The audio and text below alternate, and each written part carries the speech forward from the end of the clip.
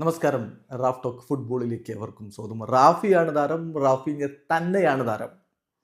Super Copa D എസ്പാനയിലെ final മത്സരത്തിൽ Real മാഡ്രിഡിനെ FC Barcelona 2-5 തകർത്ത് വിട്ടപ്പോൾ MVP ആയിട്ട് തിരഞ്ഞെടുക്കപ്പെട്ടത് റാഫിഞ്ഞയാണ്. അത് വെറുതെയല്ല, 2 ഗോളുകളും 1 അസിസ്റ്റുമാണ് താരം സ്വന്തമാക്കിയിരിക്കുന്നത്. കളിയിൽ അദ്ദേഹത്തിൻ്റെ കണക്കുകൾ പറഞ്ഞു തുടങ്ങാം.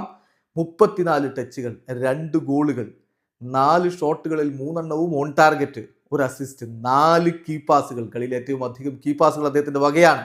3 ഡ്രിബിളിംഗ് അറ്റംപ്റ്റുകൾ, 2ഉം സക്സസ്ഫുൾ. 9.1 ആണ് സോഫാ സ്കോർ അദ്ദേഹത്തിന് കൊടുത്തിരുന്ന rating. El Clasico master class ആണ് റാഫിയിൽ നിന്ന് വന്നിരിക്കുന്നത് എന്ന് തന്നെ പറയണം. അല്ലെങ്കിലും ഈ സീസണിൽ വല്ലാത്തൊരു കളിയാണ് അവൻ കളിച്ചുകൊണ്ടിരിക്കുന്നത്. 19 ക്ലബ് ഗോളുകളായി കഴിഞ്ഞിരിക്കുന്നു ഈ സീസണിൽ.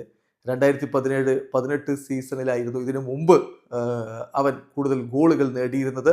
അതിനെ മറികടന്ന് career best season already produce ചെയ്തിരിക്കുകയാണ്. ഇറ്റ്സ് ഓൺലി ജാനുവരി എന്ന കാര്യം കൂടി ഓർമ്മിപ്പിക്കുകയാണ്. ഇപ്പോൾ ഈ സീസണിൽ ടോപ്പ് 5 ലീഗുകളിൽ ഹയസ്റ്റ് റേറ്റിംഗ് സോഫാ സ്കോർ കൊടുത്തിരിക്കുന്ന താരം റാഫിഞ്ഞയാണ്. 27 കളികൾ, 19 ഗോളുകളും 9 അസിസ്റ്റുകളും, അതായത് 28 ഗോൾ കോൺട്രിബ്യൂഷൻസ്. ഓരോ 79 മിനിറ്റിലും അവൻ്റെ വക ഗോൾ കോൺട്രിബ്യൂഷൻ വരുന്നു. 93 ഷോട്ടുകൾ, അതിൽ 39 എണ്ണവും ലക്ഷ്യത്തിലേക്ക്.